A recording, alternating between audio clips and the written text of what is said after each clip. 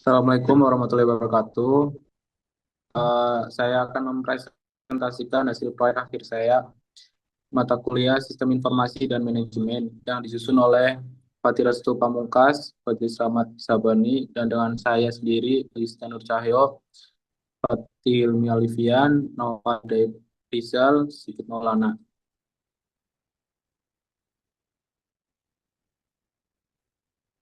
Bab 1 Pendahuluan. Latar belakang. Puskesmas Purwodadi sebagai fasilitas kesehatan tingkat pertama memiliki peran penting dalam memberikan layanan kesehatan yang cepat, tepat, dan akurat.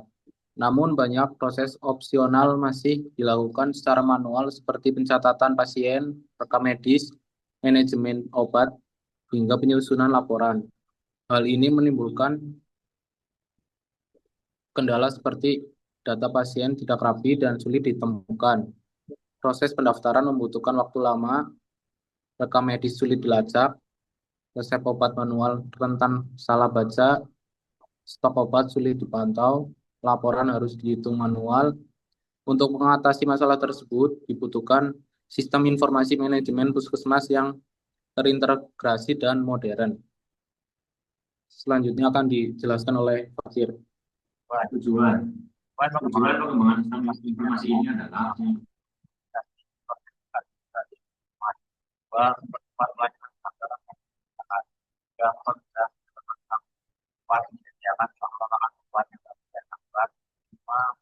laporan dengan cepat dan lengkap. 6. Meningkatkan kualitas pelayanan kesehatan. 1. Ruang lingkup pertama pendaftaran pasien, 2. Pendaftaran kondisi, 3. Pendaftaran dokter, 4. Pengembangan rekam, 5. Pembuatan dan pengelolaan resep, pada pengelolaan stok obat, 6. Laporan pasien dan obat. Dan yang tidak termasuk dan kondisi pembayaran.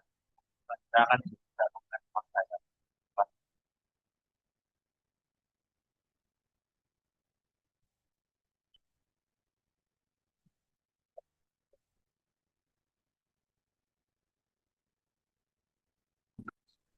Baik, untuk bab 2 hasil analisis 2.1 bisnis rule atau aturan bisnis. 1. Setiap setiap pasien memiliki nomor rekam medis yang unik. 2. Pasien baru harus didaftarkan terlebih dahulu. 3. Pemeriksaan dilakukan oleh dokter yang bertugas. 4.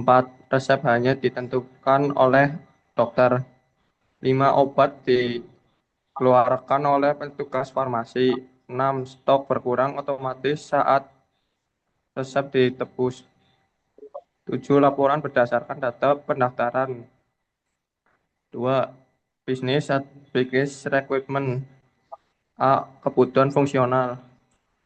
Sistem harus mampu: 1. Mengelola data pasien, mengelola dokter dan poli, melakukan pendaftaran poli, mencatat pemeriksaan, membuat dan menyimpan resep digital, mengelola obat dan stok, menampilkan laporan pasien, kunjungan, dan obat. Selanjutnya akan dijelaskan oleh Fadli. Ya, saya akan sedikit menjelaskan. B. Kebutuhan non-fungsional. Yang pertama yaitu mudah digunakan. Yang kedua, akses melalui jaringan lokal. Yang ketiga, memiliki keamanan login dan role. Keempat, database terstruktur. Kelima, format cepat. Yang 2.3, analisis proses bisnis. Proses AS/LS, pendaftaran manual. Yang kedua, dokter anak menulis rekaman medis di kertas, resep manual, kemudian apotek mencatat manual, dan laporan dihitung manual. Proses 2B, yaitu pertama, pendaftaran otomatis, rekaman rekam medis digital. Yang ketiga, resep digital langsung ke apotek. Yang keempat, otomatis pencatatan obat. Dan yang kelima, laporan tersedia otomatis. Kemudian akan dilanjutkan oleh teman saya.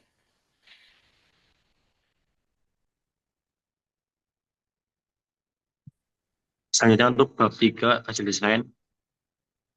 3.1 ada use case diagram atau narasi.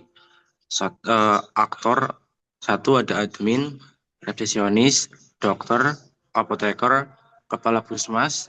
Use case utama ada login, kelola pasien, kelola dokter dan poli, daftar poli, pemeriksaan, input resep, tebus resep, kelola stok obat, laporan. 3.2 ada activity diagram pendaftaran pasien.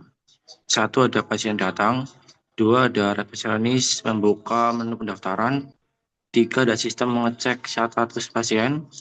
4 ada jika belum terdaftar input data. 5 pilih poli tujuan. 6 sistem membuat nomor antrian. Dan terakhir cetak bukti pendaftaran. Oke, selanjutnya akan dilanjutkan oleh teman saya, Raval. Oke, 3.3 yaitu RD, entitas dan atribut. Yang pertama berisikan ID pasien, NRM, nama, tanggal lahir, CK, alamat, dan nomor HP. Untuk dokter, berisikan ID dokter, nama, poli, dan jadwal.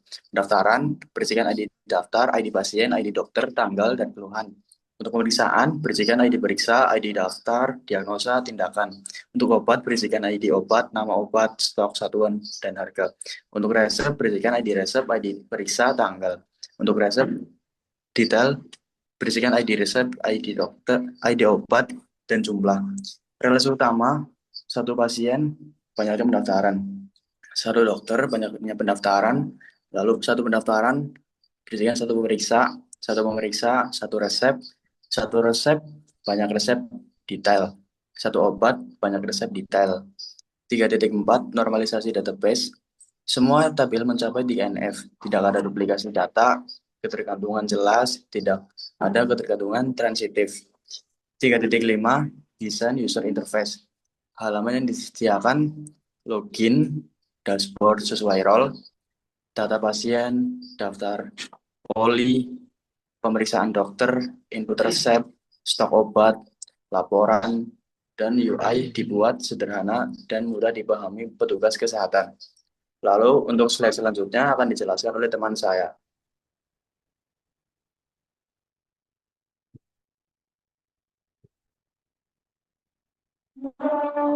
Baik, untuk penjelasan use case diagram yaitu pengguna utama terdiri dari admin, resepsionis, dokter, apoteker, dan kepala puskesmas. Fungsi dari kunci semua pengguna harus login, resepsionis mengelola pendaftaran, dokter mengelola pasien dan input resep, apoteker mengelola data obat dan stok.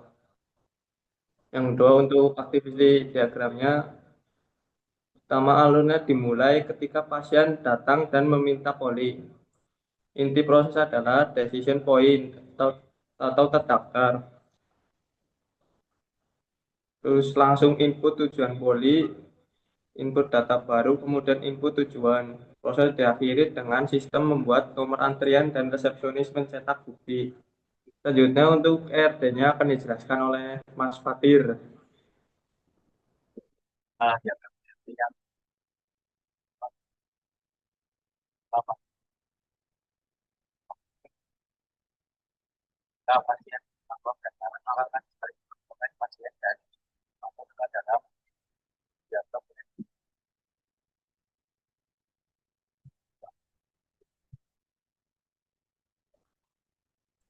Keempat, untuk referensi yang kita ambil dari Jogianto, L.M. 2000, penelitian dari 2016 tentang analisis dan desain sistem informasi. Terus yang kedua, di Kementerian Kesehatan RI yang diterbitkan 2020, tahun 2020 yang berjudul Pedoman Sistem Informasi Kesehatan Nasional. Yang ketiga, Handiani P.B yang diterbitkan tahun 2017 yang berjudul Hospital Information System Evaluation Journal di Medical System. Yang keempat, Connecting dan Rake yang diterbitkan tahun 2015 dan yang berjudul Database Sistem Pasien. Yang kelima, Siregar yang diterbitkan tahun 2019 yang berjudul Rancangan Bangun Sistem Informasi Rekam Medis Klinik Jurnal Informasi Kapula. Kapula, sekian dari kami. Assalamualaikum warahmatullahi wabarakatuh.